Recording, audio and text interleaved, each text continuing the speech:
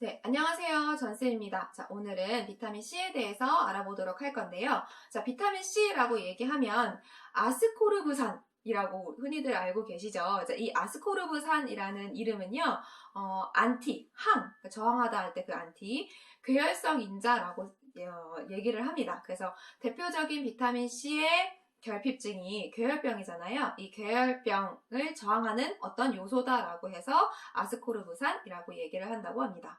자, 이 비타민C, 아스코르브산은요, 포도당하고 굉장히 비슷하게 생겼어요. 자, 포도당에서 수소 이온 2개만 떨어져 나가면 그게 비타민C가 되거든요. 그래서 대부분의 동물들은 이 포도당을 재료로 그 비타민C를 체내에서 합성이 된다고 합니다. 그런데 영장류, 인간을 비롯한 영장류와 이제 기니피그, 그다음에 조류, 박쥐 이런 애들은 비타민C를 합성하는 과정에서 필요한 효소가 나오지 않아서 비타민C가 합성되지 않습니다. 그래서 우리가 이제 얘는 꼭 음식으로 먹어줘야 되는 영양소가 되겠죠. 그러니까 비타민C가 부족할 리 없는 강아지나 고양이 같은 경우에는요, 감기 이런 거 잘 안 걸리죠. 그죠? 그래서 걔네들을 잘 보면, 아프면 음식을 먹지 않고 가만히 있어요. 그래서 체내에서 이제 그 비타민C 이런 것들이 나오면서 자기 염증 반응이나 이런 면역 반응들이 일어나서 병이 낫고 나면 비로소 다시 나와갖고 밥을 먹곤 하거든요. 근데 사람들은 우리가 아프면 밥심으로 이겨내야 된다고 하면서 더 많이 밥을 권하고 하잖아요. 근데 사실은 동물처럼 사람들도 아플 때는 잠깐 쉬면서 비타민 정도만 섭취해주면 더 이제 낫는데 더 유리하다라고 합니다. 자, 비타민 A1의 권장량은요 100mg이래요. 그런데 이제 그 상한 양은 2000mg 정도 된다고 합니다. 자, 비타민 A1의 권장량은 100mg인데 이제 얘는요 되게 신기한 게 100mg까지는요 흡수율이 80% 90%가 된다고 해요. 근데 100mg이 넘어가면 이제 흡수율이 현저하게 떨어진대요. 그래서 우리가 이제 비타민 C를 선택할 때 생각보다 얘가 흡수율이 높지 않은 거예요. 그래서 흡수가 잘 되는 형태로, 그러니까 다른 영양소와 함께 들어있는 형태로 섭취하는 게 훨씬 흡수할 때 도움이 된다고 합니다. 그러면 누가 비타민 C가 부족할 확률이 높을까? 자, 첫 번째는 누구냐면 흡연자예요.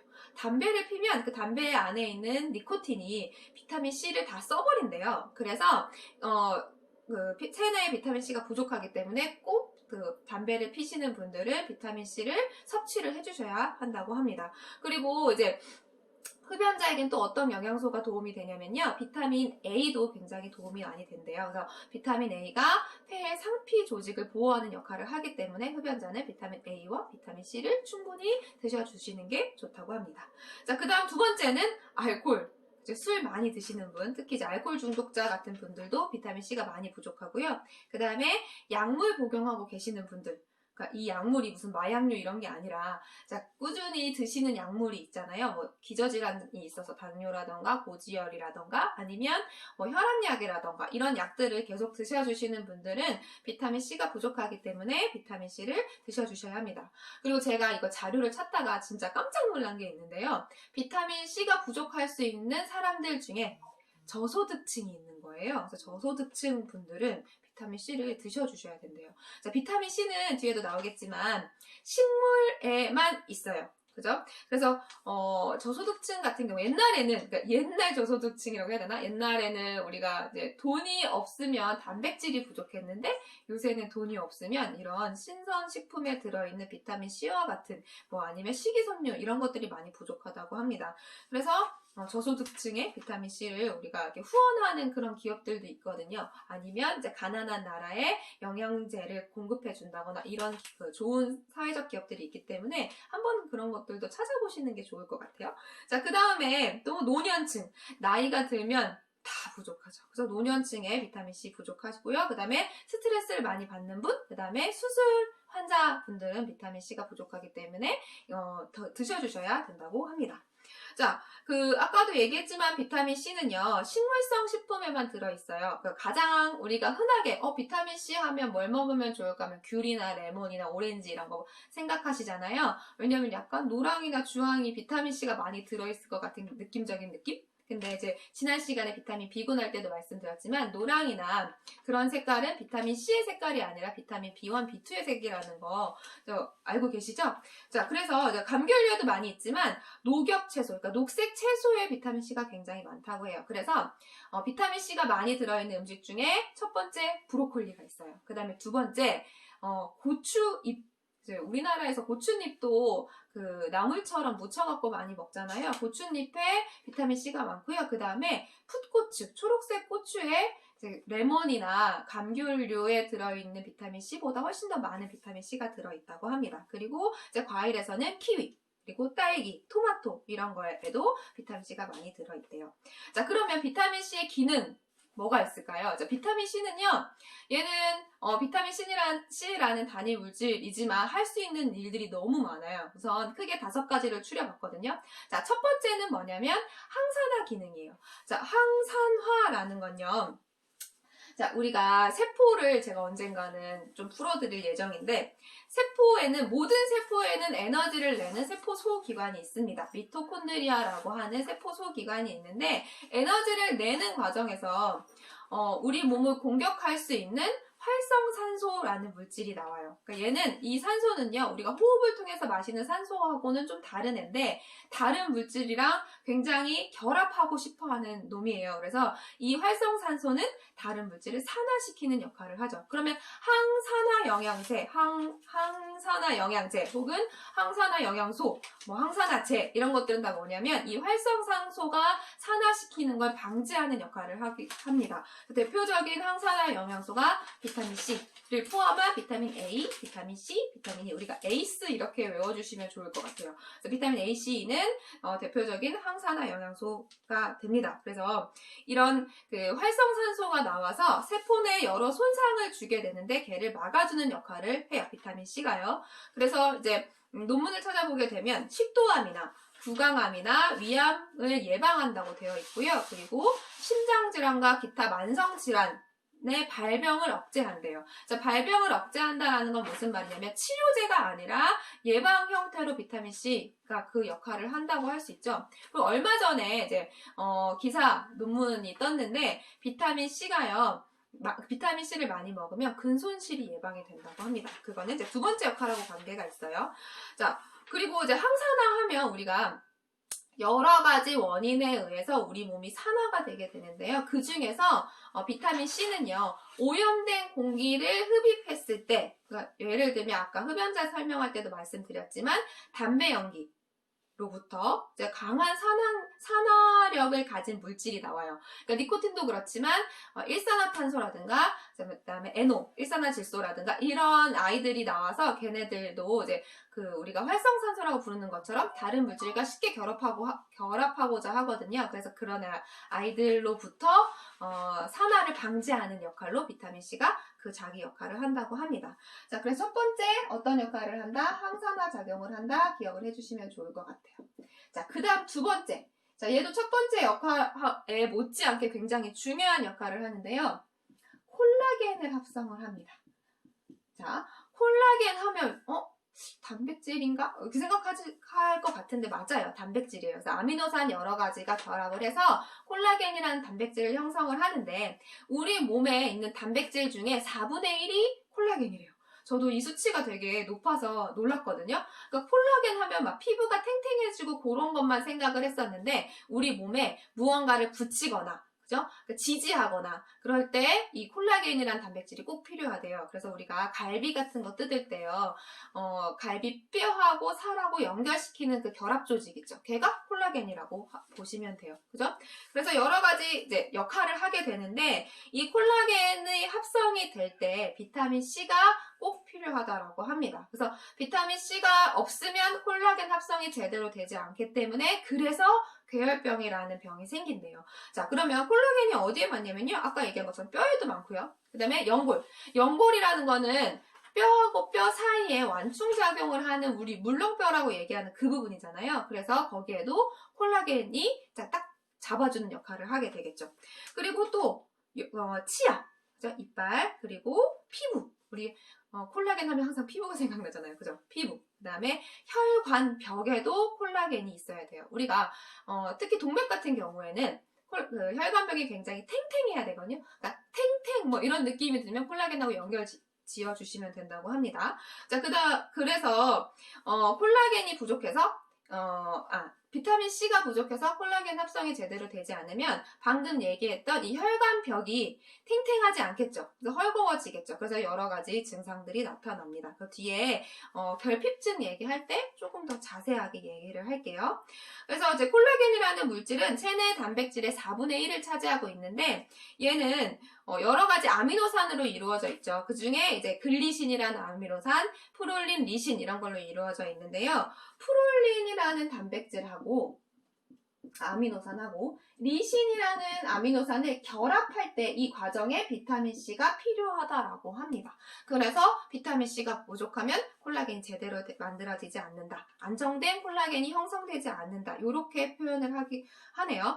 그래서 이 프롤린이라는 거는 아미노산 중에 이제 우리가 아미노산을 필수 아미노산이랑 불필수 아미노산 이렇게 두 가지로 나누잖아요. 이 리신이라는 그 물질은 필수 아미노산이에요. 근데 프롤린이라는 물질은요, 비필수 아미노산인데 조건에 따라서 얘는 필수 아미노산이라고 얘기를 해요. 그래서 얘네가 부족할 수 있기 때문에 이제 먹어주셔야 된다고 합니다. 그래서 우리가 아미노산 지난번에 배웠잖아요. 9가지의 그 필수 아미노산과 11가지의 비필수 아미노산이 있는데 9가지만 드셔주시는 게 좋은 게 아니고 20가지를 다 드셔주셔야 우리 체내의 4분의 1이나 되는 이 콜라겐을 원활하게 합성할 수가 있겠죠. 그래서 단백질과 비타민 C는 뭘 유지시켜준다?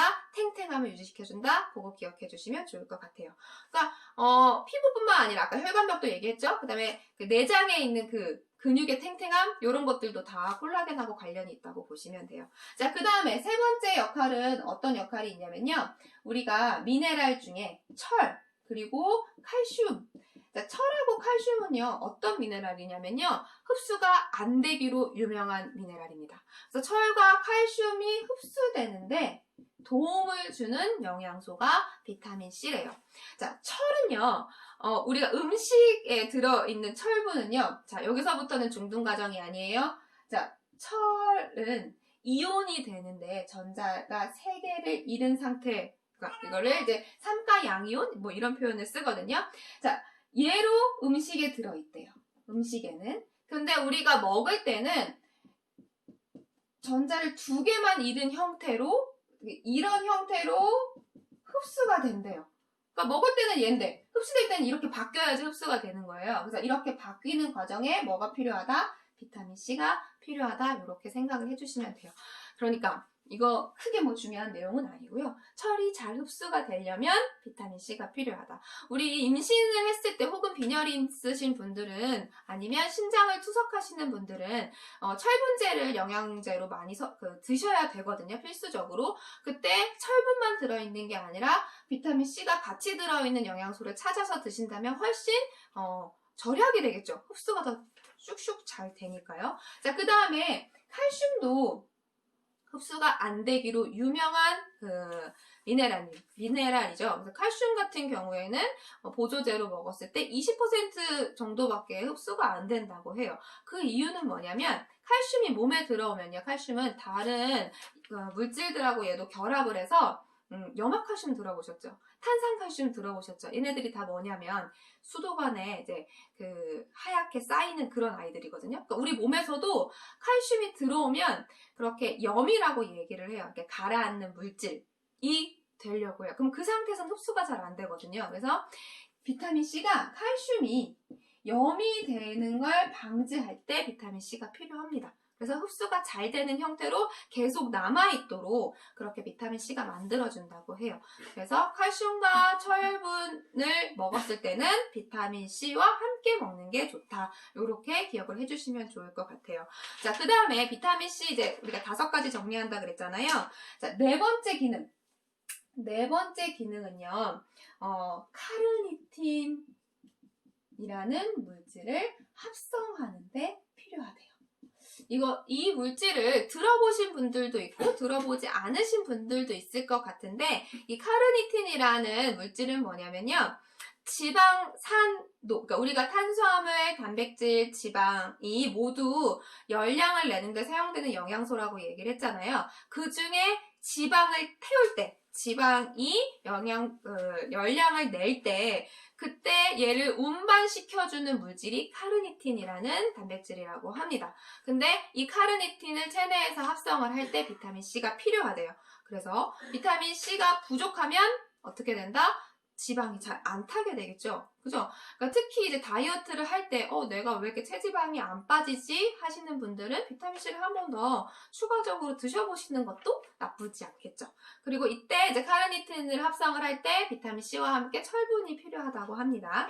자, 그 다음에 마지막으로 비타민C의 기능 중에 하나가 뭐냐면요. 신경 전달 물질. 자, 신경 전달 물질 중에 신경 전달 물질을 합성을 하는데 필요하대요.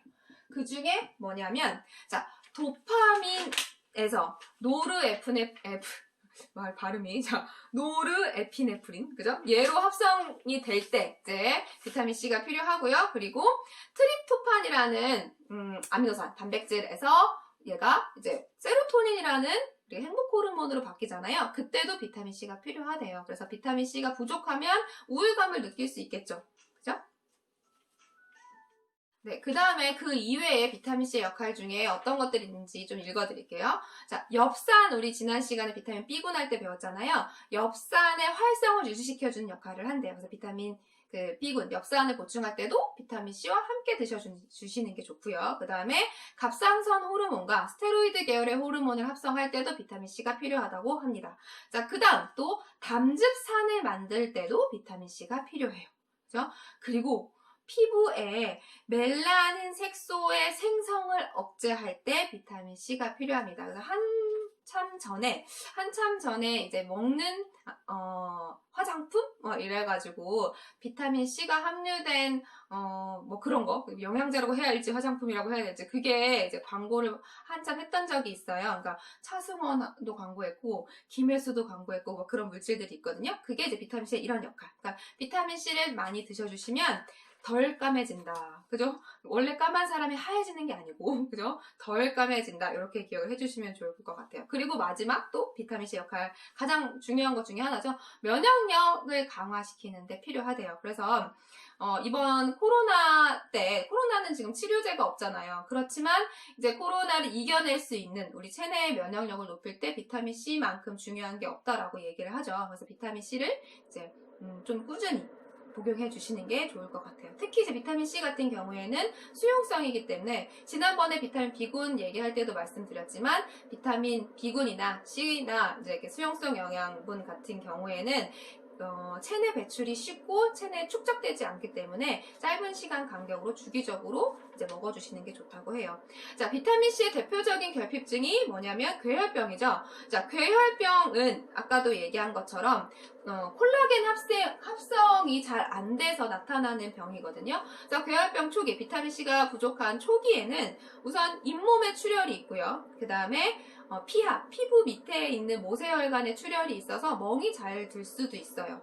그리고 동맥에 동맥경화성 플라그가 이렇게 침착이 될 수 있다고 합니다. 그래서 비타민C가 부족하면 동맥경화가 일어날 수도 있어요. 그래서 비타민C를 또 드셔주시는 게 좋겠죠. 근데 이 부족 증상이 계속 지속이 되면 그 이후에는 심한 피하 출혈, 아까 이제 피부 밑에 출혈이 있어서 멍이 잘 들다고 했는데 그게 더 심해지고 그 다음에 출혈, 그냥 정상 출혈, 점상 출혈이 일어나고 그 다음에 심장 근육과 같은 근육이 퇴화하게 됩니다. 아까 잠깐 얘기한 것처럼 비타민C를 충분히 드셔주시면 근육이 퇴화하는 걸 방지할 수 있다고 얘기를 하죠. 그리고 비타민C가 부족하면 거칠고 건조한 피부가 된대요. 그래서 지금 찬바람이 드는데 갑자기 막 건조해지고 그러시잖아요. 그러면 여러 가지 뭐 다른 보습제도 발라주시는 것도 좋지만 비타민C를 먹어주시거나 발라주시거나 하는 것도 도움이 되겠죠. 그리고 상처가 났을 때 비타민C가 부족하면요. 치유가 지연이 된대요. 그리고 뼈가 다시 만들어지는 재형성이 억제가 돼서 뼈가 약해질 수도 있고요. 그러면 우리 괴혈병 걸린 사람의 사진을 보셨어요? 이빨이 막 빠지면서 피가 막 줄줄 입에서 나는 그런 병이잖아요. 그래서 치아가 탈락이 되거나 그러니까 피가 많이 나니까 빈혈이 오거나 그리고 감염증, 어딘가에 감염이 됐는데 상처가 치유가 지연되고 서 점점 감염이 심해지는 감염증이 올 수 있고 그 다음에 정신적으로도 문제가 올 수 있는 거예요. 이 신경 전달 물질을 합성을 할 때도 비타민C가 관여하니까. 그래서 히스테리, 노처녀 히스테리라고 하는데 비타민C 부족 히스테리라고 말씀드려도 되겠죠. 그리고 우울증이 올 수도 있대요. 자, 이런 여러 가지 결핍증이 있어요. 근데 비타민C는 너무 많이 먹으면 몸에 안 좋은 거 아니야? 이렇게 얘기를 하잖아요. 그래서 비타민C도 상한선이 있어요. 아까 말씀드린 것처럼 2000ml 정도가 상한선인데 이거는 이제 몸에 흡수되는 양이 2000ml인 경우잖아요. 그러면 언제까지 먹어도 되지? 그죠? 그렇게 물어봤을 때 이 비타민C의 과잉증 같은 경우에는 메스꺼움, 울렁울렁거리는 거죠. 그리고 설사가 있대요. 그래서 비타민C를 내가 어떤 이유에 의해서 좀 과량으로 복용하고 싶다. 근데 언제까지 먹어야 되지? 그러면 설사가 나올 때까지 먹으시면 된다고 합니다. 자, 여기까지 비타민C를 정리해 봤고요. 다음 시간에는 비타민 D로 찾아뵙도록 하겠습니다.